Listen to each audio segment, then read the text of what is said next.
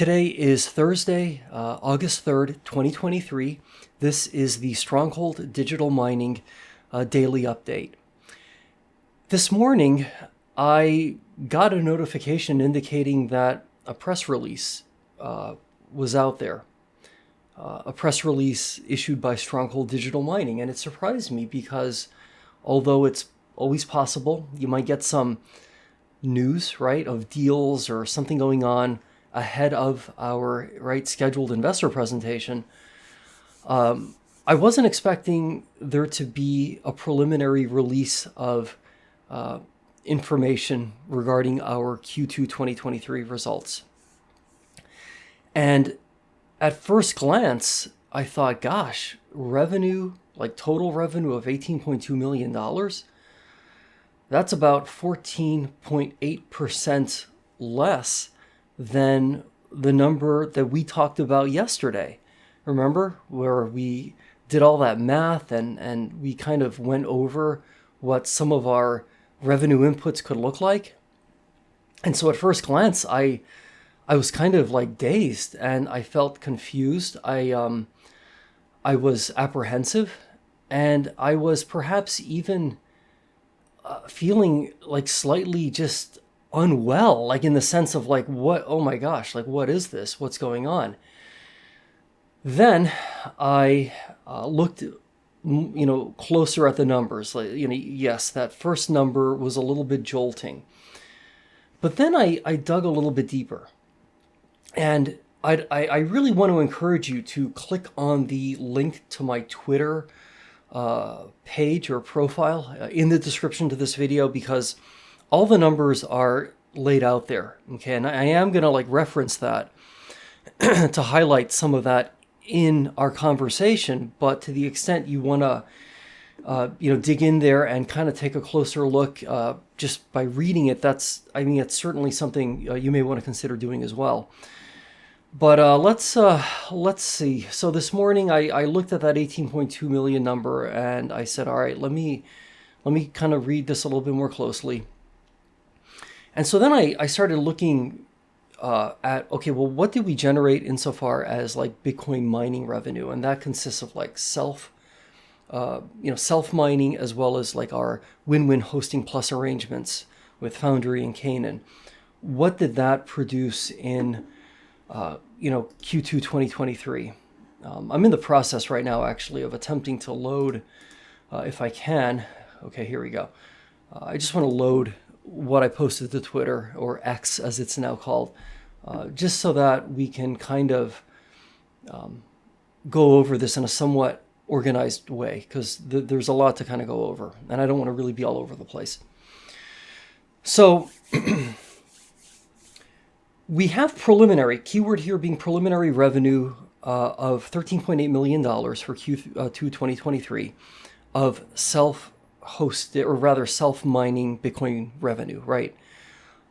So that's 13.8 million from the machines we own ourselves, and 3.1 million from the machines that are part of the win-win hosting plus arrangements. All said, that's $16.9 million in specifically Bitcoin mining revenue.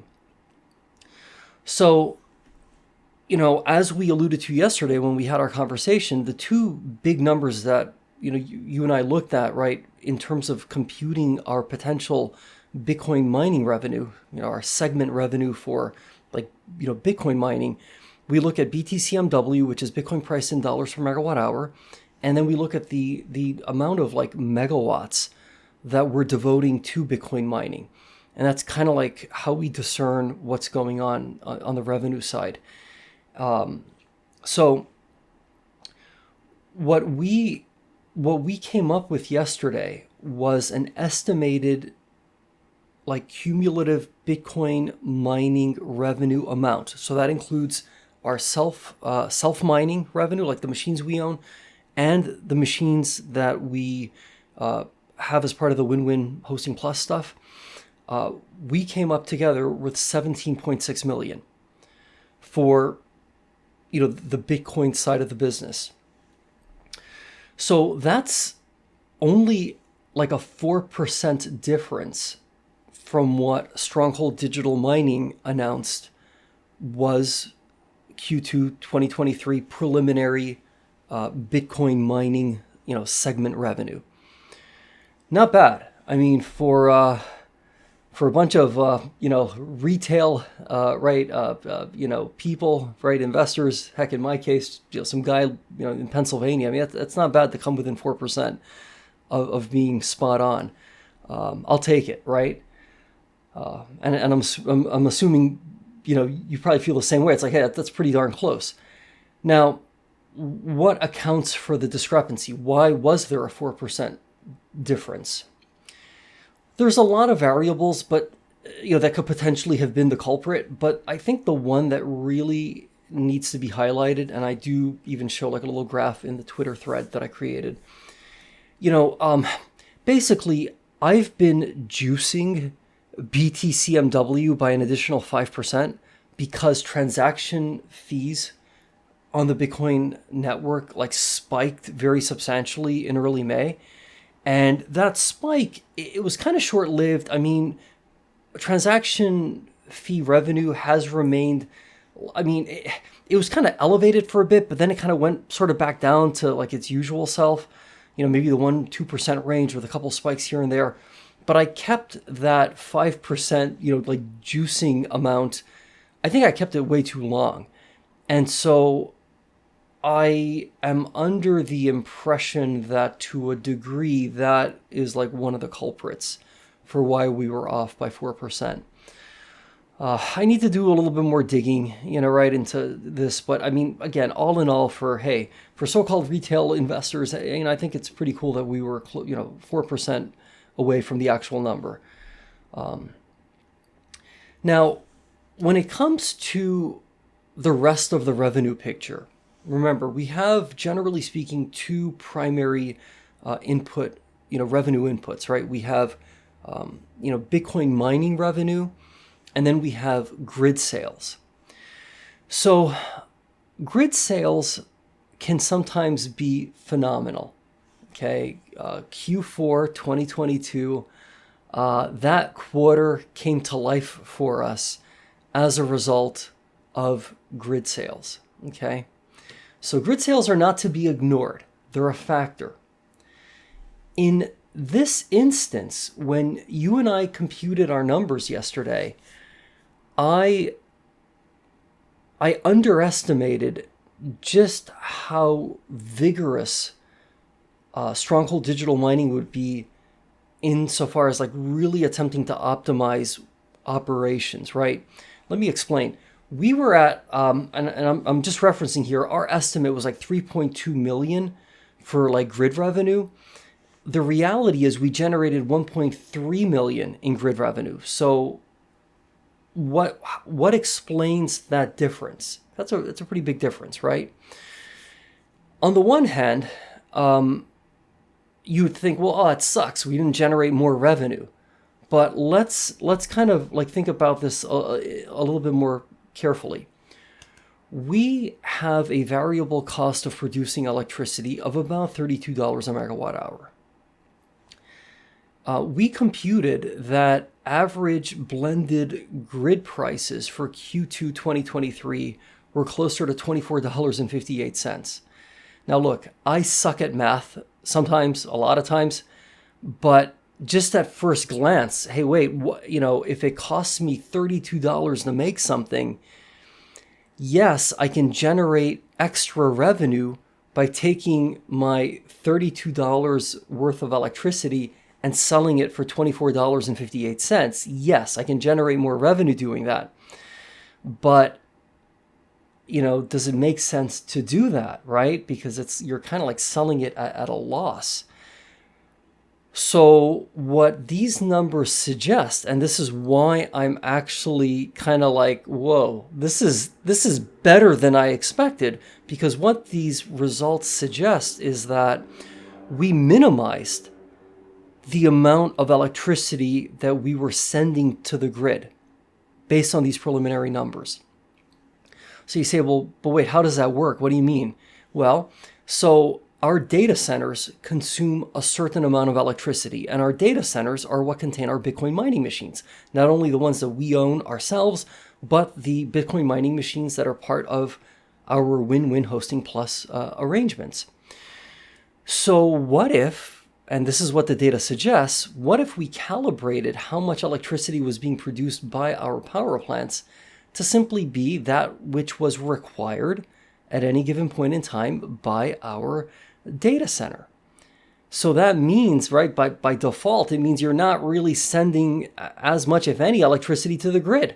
You're curtailing, right, the amount of electricity you're generating. So you're not maybe generating all 80 megawatts of electricity, as is the nameplate capacity at, say, Panther Creek. Maybe you're only generating 60 megawatts of electricity so as to energize the data center, no less and no more. Okay? What's the benefit to Stronghold? Well, you're using less fuel, right? Because you're kind of running at a somewhat lower power mode, right, than full nameplate capacity. The other benefit is that, you're not taking $32 electricity and selling it for $24.58. Now, it's also quite plausible, and I think this is something we probably did more of than I perhaps figured into my numbers yesterday, but we probably also said, hey, what if the data center requires, say, 60 megawatts of electricity? Okay. Why don't we energize it halfway? We'll produce 30 megawatts and send it to the data center. Because remember, we don't want to necessarily shut these plants on and off like light switches. There's like a $50,000 cost to shut it down completely and then restart it. A lot of steel, it expands, it contracts, you run into issues. You want to try to keep these things running, right? So what if we ultimately said, hey, let's power the data center ourselves up to, say, the halfway mark, 30 megawatts. Then let's strategically import electricity from the grid to power the rest of the data center. See where I'm going with this, right? So you essentially have a situation where we're using even potentially less fuel because we're running the power plant then very much in a low power mode. We are still routing electricity to the data center, so thereby we keep the plant running. But we're also taking advantage of grid prices that in some cases would be below our marginal cost of producing electricity of about $32 a megawatt hour. And in so doing, we're really just running a leaner, more optimized, hyper efficient operation. The result of that, though, is we're not generating as much revenue. But now that we kind of have a better understanding of why we're not generating as much revenue, it kind of makes sense. And it's okay, that's pretty darn ingenious, actually. So what I came to realize, as I point out, my Twitter/X thread here, is that in a lot of ways, Q2 2023 results, the preliminary results that were, announced, actually surpassed my expectations, because it actually, for the first time, I think, really shows that we're not just talking the talk, but we're walking the walk. We are truly optimizing these power plants and using them, right, in a way that's most efficient, and that just, yes, it may not always produce as much revenue, but the revenue we are producing is quite useful, right? Because we're not taking $32 electricity and selling it for $24.58. We're instead taking that same $32 electricity and we're selling it for maybe closer to $80 or $82, right? Big difference. So that's kind of how my thinking evolved from that initial, oh my gosh, I'm feeling dizzy here. What, $18.2 million, what happened? Right, from that initial shock value to then looking more closely at the numbers and realizing, hey, this is phenomenal. Now, I do want to take responsibility for making, I think, a sort of an unforced error. And that unforced error is in perhaps not having, I think, provided enough caveats and sort of sort of like the way we talked about it yesterday, I think it's easy to think, oh my gosh, they came in at 18.2. Steven mentioned the number of like 20.9 million. Oh my God, it looks like they really did a terrible job. Like, this company's not like living up to what we would hope it would be doing. But it's like the complete opposite, because as I also point out, and I think this is really critical, right? Stronghold Digital Mining, as we said a moment ago, we have two revenue inputs. Yeah, grid sales, big deal there, it's important, but also Bitcoin mining revenue. And the future of this company in terms of like really, really big returns, it's not gonna, absent a situation where the grid really turns upside down and suddenly like every day it's like, $200-$300 a megawatt hour. And that's literally the kind of environment we're selling, electricity into. Absent that happening, where we more likely can see that type of ROI is on the Bitcoin mining side of things. Remember, Stronghold Digital Mining. Yes, we're a waste coal reclamation facility. Yes, we are essentially a power company, right? We own our own power assets. We own our own data centers, right? But at the end of the day, the really big calculated strategic bet here, the gamble, is on Bitcoin mining economics, far surpassing anything that, the grid could potentially produce. Okay, that's a really, really big deal. So speaking then of Bitcoin mining revenue, the first quarter of 2023, right? So Q1 2023, our total Bitcoin mining revenue was $13.5 million. So that consisted of 11.2 million in, sort of like self-mining, right? Using the machines we own ourselves to produce a revenue, as well as $2.3 million coming from hosted revenue, right? That would be, win-win hosting plus arrangements. So Q1 2023, 13.5 million. Steven, we're a Bitcoin mining company. How did we do in Q2? Preliminarily, it looks like we saw a 25% increase. A 25% increase, right, from Q1 to Q2 insofar as Bitcoin mining segment revenue.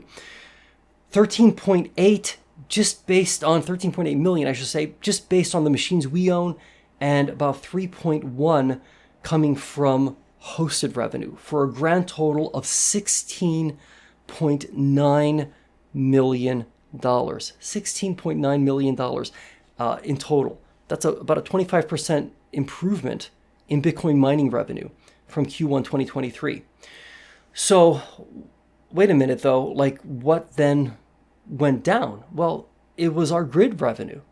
But like, and I want to really emphasize this, that's okay if it means we didn't take $32 electricity and sell it for $24.58. Okay? See where I'm going with this, right? Like, we need, like, and I take responsibility. I maybe shouldn't have, plastered the thumbnail to yesterday's update with the $20.9 million number, because not only did it anchor that number in my mind, hey, it might have anchored it in your mind, and then you see a headline number of 18.2 million, and you're like, oh my gosh, just like I was this morning. I'm like, well, this looks terrible, right? But thankfully, we took a deep breath, we stayed calm, we stayed focused, we looked at the numbers, and then we realized, wow, this is ingenious. Like, this is legitimately, mathematically, a very, very good result. Because remember, it's not just about revenue, right? Hey man, we generated, tens of millions of dollars of revenue. Imagine if I told you for a moment, hey, great news, I got an insider tip here. We generated tens of millions of dollars in revenue, taking $32 electricity, and we sold it for $24.58 per megawatt hour. You'd probably look at me and be like, bro, like that sounds stupid. You know what I mean? Like, who cares about how much revenue you generated? You're freaking losing money, right? That doesn't make sense. So it's in that context that we need to, and again, I take responsibility. I shouldn't have put that $20.9 million number out there, because it's kind of like it's a foolish number to obsess on. And this is, I'm sort of criticizing myself here, man. Like, what are you thinking, Steven? You're focusing on 20.9 million. And again, that's revenue. Dude, focus on the bottom line. Like, what's really going on in terms of operations? And from what I'm seeing, based on these preliminary numbers, right, things are looking very, very good. Not to mention, lost in this conversation, it seems, has been the fact that, there's just a lot of other good news that was sort of released with these preliminary numbers, but the focus has been on, oh my God, revenue and like, hey, we had a net loss. Like, yeah, like GAAP accounting, which we're not going to get into a lengthy discussion, about GAAP and non-GAAP financial measures. That's beyond the scope of this video, this episode of this broadcast. But suffice it to say that like we need to kind of focus more on adjusted EBITDA. All right, that because like I think in Q1, like just the GAAP number was like a loss of 47 million. I mean, some of these numbers are like real moonball numbers, dude. If those numbers were even remotely like cash out of the bank, we'd be dead already.